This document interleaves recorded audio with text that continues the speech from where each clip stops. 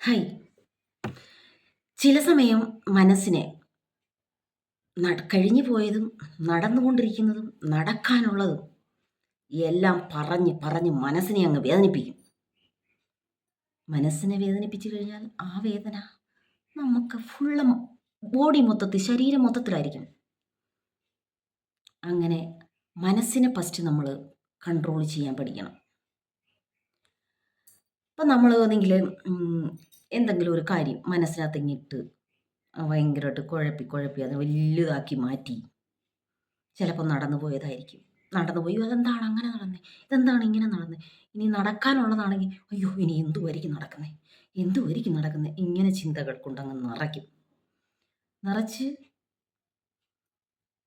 മാനസിക സംഘർഷങ്ങൾ, സമ്മർദ്ദങ്ങൾ അതാകുമ്പോഴത്തേന് പിന്നെ അങ്ങ് നമ്മൾ മൊത്തത്തിലങ്ങ് ഒരു ഡള്ളായ അവസ്ഥയിലേക്ക് മാറും. അതില്ലാതാക്കണമെങ്കിൽ നമ്മൾ ചെയ്യേണ്ടത് നമ്മുടെ മനസ്സിനെ നിയന്ത്രിക്കുക. മനസ്സിനെ നിയന്ത്രിക്കണമെങ്കിൽ ഞാനൊക്കെ ചെയ്യുന്നതാണെങ്കിൽ ഈ 4 കാര്യങ്ങളാണ്. ഇപ്പം തന്നെ കണ്ടില്ലേ, എനിക്ക് നിർത്താതെ വേണമെങ്കിൽ 1 മണിക്കൂർ അല്ലെങ്കിൽ 2 മണിക്കൂർ ഞാൻ ഇവിടെ ഇരുന്നുകൊണ്ട് എന്തിനെക്കുറിച്ചും ഇങ്ങിരുന്ന് സംസാരിക്കും. ഭയങ്കര ബുദ്ധിശാലിയൊന്നും അല്ല, എന്നാലും ഇങ്ങനെ നിർത്താതിരുന്ന് സംസാരിക്കും. അപ്പം നമുക്ക് ഇവിടെ ഇരുന്ന് ഇങ്ങനെ പല ആൾക്കാരും പറയുന്നുണ്ട്, ഞങ്ങൾക്കിങ്ങനെ ക്യാമറയെ നോക്കിയിരുന്ന് 1 മിനിറ്റിൽ കൂടുതൽ സംസാരിക്കാൻ പറ്റുന്നില്ല എന്നൊക്കെ. അപ്പോൾ നമ്മൾ ആ മനസ്സിനെ അങ്ങനെ ഏകീകരിച്ച് അല്ലേ, ചില വാക്കുകൾ എനിക്ക് കറക്റ്റാ പറയാൻ പറ്റുന്നില്ല. അങ്ങനെ എന്തോ പറയുന്നത്, അപ്പോൾ അങ്ങനെ കൺട്രോൾ ചെയ്യാൻ നമുക്ക് കഴിഞ്ഞാൽ പിന്നെ ഒന്നും ഓക്കെയാണ്.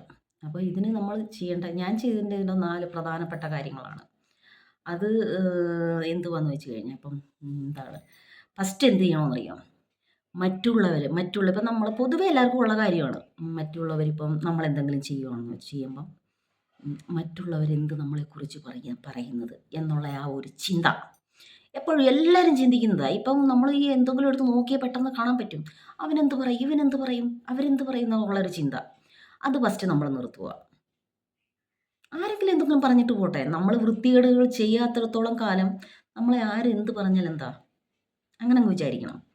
അപ്പം മറ്റുള്ളവർ എന്ത് പറയുന്നു, അല്ലെങ്കിൽ നമ്മളെക്കുറിച്ച് എന്ത് ചിന്തിക്കുന്നു, നമ്മളെ എന്തെങ്കിലും അവർ സമൂഹത്തിൽ അവമാനപ്പെടുത്തുന്നുണ്ടോ എന്നുള്ള ആ ഒരു ചിന്ത നമ്മൾ ഫസ്റ്റ് ഉപേക്ഷിക്കുക. അതില്ലാതായാലേ ഓക്കെയാണ്. മറ്റുള്ളവരെ ശ്രദ്ധിക്കരുത്.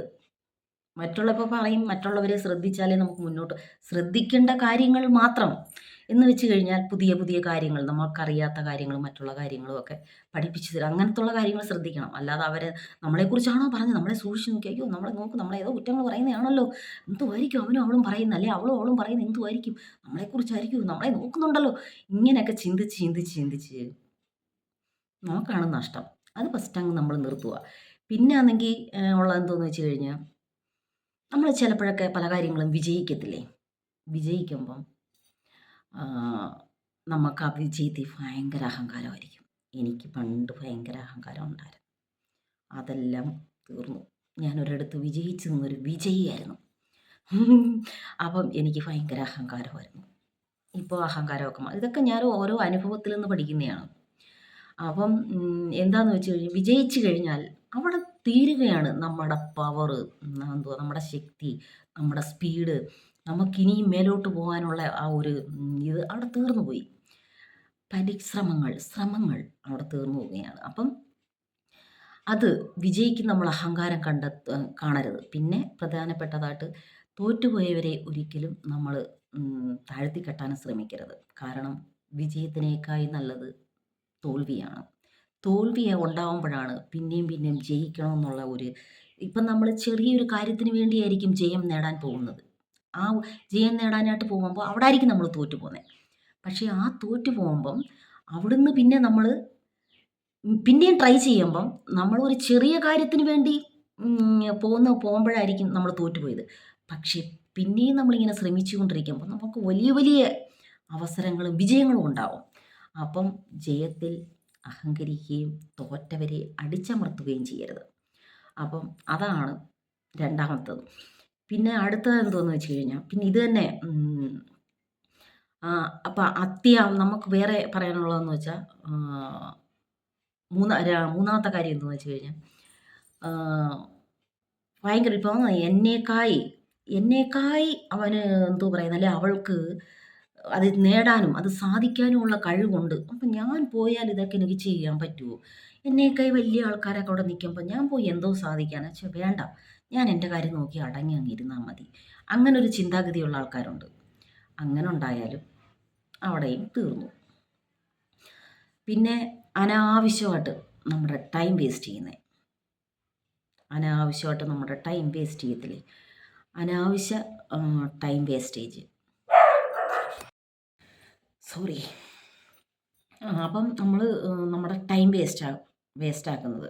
ടൈം ചുമ്മാതെ പാഴാക്കി കളയും. നമ്മുടെ ടൈം നമ്മൾ നല്ലതായിട്ട് യൂസ് ചെയ്യണം. നമ്മൾ വിചാരിക്കും കുറച്ച് സമയം നമ്മൾ വിചാരിക്കും നമ്മുടെ കാര്യങ്ങളെല്ലാം കറക്റ്റാണ് നമ്മൾ ചെയ്യുന്നുണ്ട് എന്നുള്ളൊരു തോന്നലാണ്. പക്ഷേ ചുമ്മാതാണ്.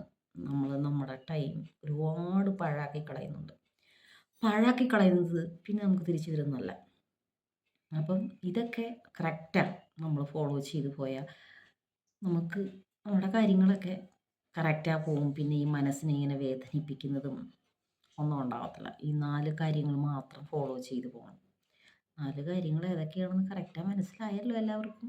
ഞാനിങ്ങനെ വാരി വലിച്ചൊക്കെ കാര്യങ്ങൾ പറയുന്ന കാരണമേ. അപ്പം ഫസ്റ്റുള്ള കാര്യം എന്തുവാ?